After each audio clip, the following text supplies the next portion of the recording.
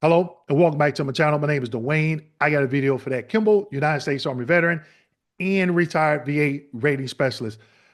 I am bringing you some very disturbing news. I did my live stream a few days ago, and some veterans were like, Dwayne, can you talk about the Veterans Benefit Improvement Act of 2024, which has removed the DBQs? So during that live stream, I went to the VA's website, I shared my screen, and the DBQs are still there, public DBQs, okay?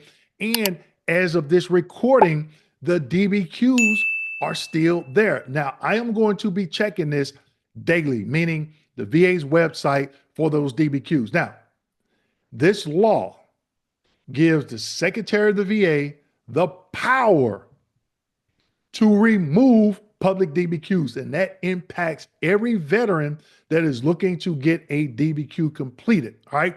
So in today's video, I'm going to take you out to the Congress website and go through this new law. Make sure you stick around.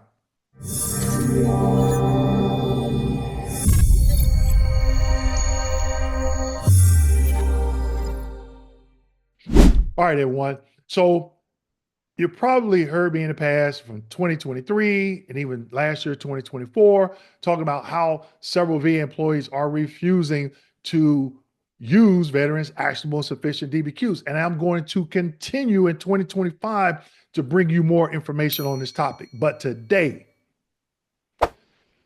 the government has passed a law, Veterans Benefits Improvement Act of 2024, which gives the VA Secretary of the VA, the power to remove public DBQs. Now, during my live stream, people was like, oh, such and such said that the DBQs are no longer on the VA's website. That was incorrect. This bill or law gives the Secretary the power to remove them. Now, you got to ask yourself, why would the House of Representatives, the Senate, and even the president sign off on something like this? Okay. And this law includes some other things that the VA is supposed to be doing. Okay.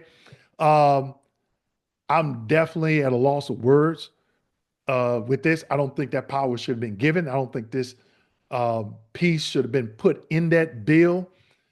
I think it was a horrible decision. Okay. But in the comment section, let me know what you think, and I'll share the two senators that sponsored this. Okay. All right. So let's go ahead and get into it. I'm going to share my screen. Okay. Here we go. So this is, and I'll put this link in the description section for you. Okay.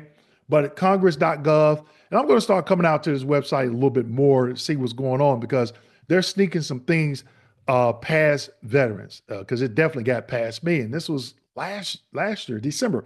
So Veterans Benefits Improvement Act of 2024. So we scroll down. And here it is. It passed the House in December 16th, 2024. All right.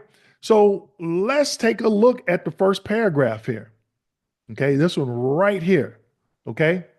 This bill addresses certain requirements related to Department of Veterans Affairs medical disability examinations for purposes of benefit claims and other administrative matters related to the benefit claims process and personnel. First, the bill updates procedures related to the publishing of VA disability benefit questionnaire forms, also known as DBQs. Specifically, the VA does not have to publish certain forms if it determines the form could not reasonably be completed to a clinically acceptable standard by someone who is not an employee or contractor of the VA. Now, we're going to talk about this for a minute. And the first example I want to use, you can have a millionaire, a billionaire commit a heinous crime and have the best defense attorneys in the world. And they go out and they could hire a mental health examiner to say, oh yeah, something's wrong with that person. And they can get off, not be charged, possibly. But you're telling me that a veteran If they go to a private examiner, psychologist, board certified, the VA is saying, oh, the VA secretary say, nope, nope, that examiner cannot clinically complete this form. So what's the difference? And leave me a comment and let me know what you think. What is the difference between a non-VA provider, a non-VA contractor, mental health examiner, board certified, went to school, got a degree, has their medical, not medical, but their license, and the VA third-party contractor or VA CMP examiner or just a VA mental health examiner has the same qualifications. And all of these individuals know how to complete a DBQ. But see, the VA wants to hold that card. They want to hold that ace. They want to hold that ace in a hole because they know, well, these private examiners, majority of them, they should be, okay? The ones that I know, they're doing it the right way. They're completing these DBQs per the 38 CFR and the M21-1. And some VA employees are still refusing to use it. And I'm doing my follow-up video to this is fraud, waste, or abuse as it pertains to these VA employees. Which one are they committing? Okay. Now, so I want you to understand that, okay? Reasonably to be completed to a clinically acceptable standard. That is a huge gray area, okay? Let's just oh, wow. This is, it's crazy. So during that live stream, when I went through this, people were leaving comments. I'm like, send me a link, send me a link. And when I got off the live stream, it took me like 2 minutes. I found it. But one of my monthly members, a veteran in my monthly membership, sent me the link and it brought me right here. Okay. Let's see what else. The VA must also include certain elements, contracts. It enters in with non-VA providers to provide medical disability examinations. Specifically, the contracts must require that every communication from the provider to the applicant regarding the scheduling of a medical disability examination must be transmitted to any person or organization that is legally designated by the applicant as is recognized for preparation, presentation, and prosecution. So what they're saying is when the VA or the third-party contractor contacts the veteran, they must contact their representative, okay? And then the other ones, they just talk about the VA must report on improving, not to actually improve, but report on improvement. So they can say, hey, I got a new microphone. They're improving the old microphone. That could just be something, that's simple, okay? It's crazy, right? All right, so let's go to this next tab because I wanted to spend some time to do some research on this. I had to dig into it, okay? So now here it is, people, okay? So it says in paragraph 1A, by inserting, including, except as provided in paragraph 4A, all disability benefit questionnaire forms available to personnel of the Veterans Health Administration, that's VHA, and covered non-department providers for the completion of examinations with respect to medical disability of applicants for benefits. All right, right here. So this section is pretty much saying the same thing. The secretary, okay, may exclude from publication on the clauses I and double I of paragraph 1A, any form, just not DBQs. They say any form described in subparagraph B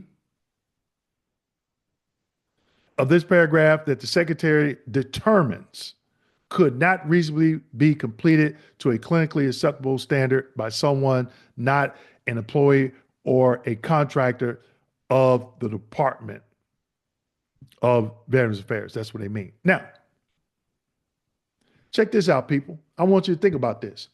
How many of you all have left me a comment and said, Dwayne, I went to an exam for my back, my knee, my neck, and the examiner refused to use a goniometer.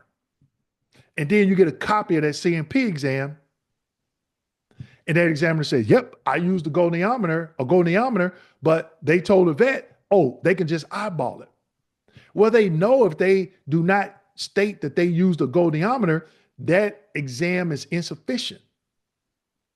That's why I'm doing these videos, people, because in their videos, what I tell you, I'm like, hey, if they refuse to use it, call 800-827-1000. They'll be like, hey, wait a minute. This exam is insufficient. They didn't use a goniometer. And you want to annotate it on the VA form 21-4138 and request another exam. So they're saying that basically if the secretary feels, oh, well, these private examiners are not qualified or, they're not doing them right, I'm going to remove them from the public, VA's public website. So if you do that, Mr. or Miss Secretary, then remove them where the third-party contractors, they can't use them either. Because guess what? I just gave you a couple of examples, or one example, as to how some of them are not completing it correctly. Okay, so they're not, they're not reasonably completing them to a clinically acceptable standard. So why are you saying that it's okay for the VA examiners and VA third-party contractors? They can just complete it however they feel they want to complete it. They don't want to, some of them don't want to use a goniometer or do it, ask veterans the correct questions. So many veterans are contacting me and say, hey, Dwayne, my exam was 5 minutes. My exam was 6 minutes. How can you go through a DBQ with all the questions and ask them and write down the veteran's answers in 5 minutes? You can't. So, did these people in the government, in the Senate, House, reach out to any veterans, look at any complaints? No, they just threw something together. Okay, let's keep going.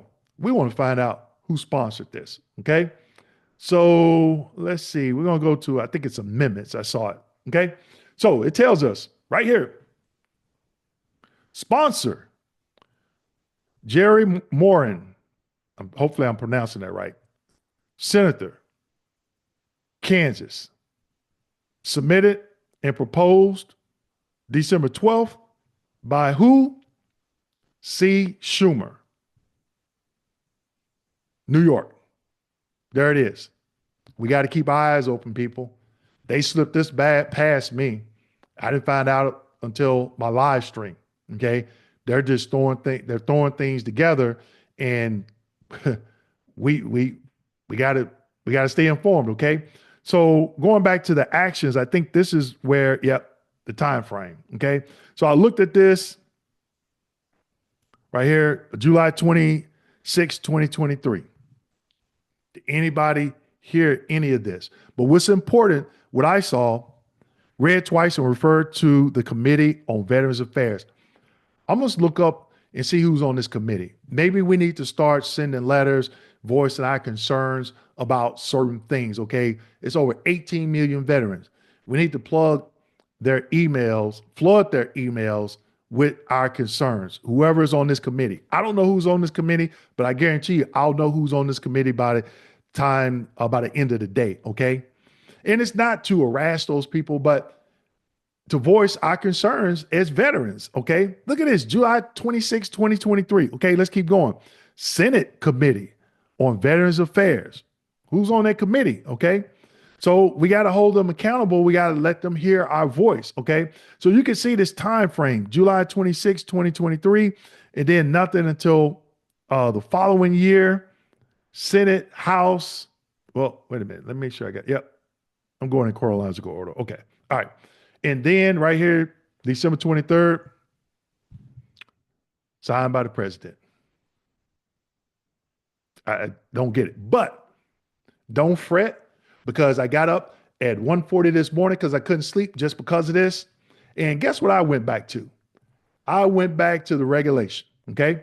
This regulation, you're going to hear me talk about it in my next video, and I'm going to talk about it in more upcoming videos, and I am going to ingrain this in your head. So when you go out to eat dinner with your husband or wife and they ask you, what kind of salary you want? You're going to say, oh, I think I want a 38 CFR 3.326, subpart B, subpart C. Now, why is this important? Provided that it is otherwise adequate for rating purposes, any hospital report or examination report. Okay? Hospital report or examination report. Okay? No further examination should be necessary from any government or private institution. Let me highlight that for you. May be accepted for rating a claim without further examination. This is a 38 CFR that I want you to learn inside out, because a lot of VA employees don't even know about this because they're ignoring it. So when veterans go to a high-level review and they point it out, oh, then they be like, oh, they get to scrambling and like roaches when you cut the light on. Okay? This is facts, all right? Now, subpart C, provided that it is otherwise adequate for rating purposes, a statement from a private physician may be accepted for rating a claim without further examination. So we have hospital report and a statement from a private physician. Now you say, well, Dwayne, why are you bringing this up? Worst case scenario. They removed the public DBQs like they did back in, I think it's 2020 or 2021, somewhere like that. I and my team, we're going to come up with a private physician statement. Okay? Give me a couple of weeks, and I'm going to do a class on it. And it's going to be free. So as one of my trusted followers, Grace, I don't want to say her last name, Dwayne, you snitching? Yes, Grace, I'm snitching. I'm letting everybody know. So I'm going to put on my radar hat, and I'm going to think about a statement that a physician could write if they remove these DBQs. And I'm going to give you, this is the nugget. Y'all ready? Here's the nugget. Here's the nugget. Here's the nugget. Here it comes. You ready? If you look at the diagnostic code criteria and where that falls in the DBQs right now, okay, what should you include in that statement? That's the nugget. That's the nugget right there, people. Because they said hospital report, private statement, physician statement, okay? So, like I said, give me a couple of weeks. I got to take a few days off. Feel like I'm burning out. And I'm going to work with my team. Hopefully it doesn't take no more than a couple of weeks. May take longer. I'm going to put something together like a John Doe physician statement or something like that and present it to you, okay? To give you something to think about. I am not in favor of this. I think it's horrible. I feel as though those individuals on the committee, people that approved this, they put up the big finger to all veterans. Instead of saying, you know what, we need to pass a law that states, hey, you know, if a VA employee refuses or ignores the veteran's sufficient DBQ when they could have used it, that's quality error. They should have passed a law or implemented that and sent it down to the regional offices. And I guarantee you change that mindset real quick. But they went through all of this. But ask yourself, why? Why? In my next video, I talk about a company was awarded a $1.7 billion contract. It's over 1 million claims in inventory. So if veterans are not going to those exams, are those third-party contractor companies getting paid? And if not, maybe their pockets are getting a little bit lighter. With that being said, make sure you like, subscribe, hit that notification button, and as always, share this video with your fellow veterans. Thank you.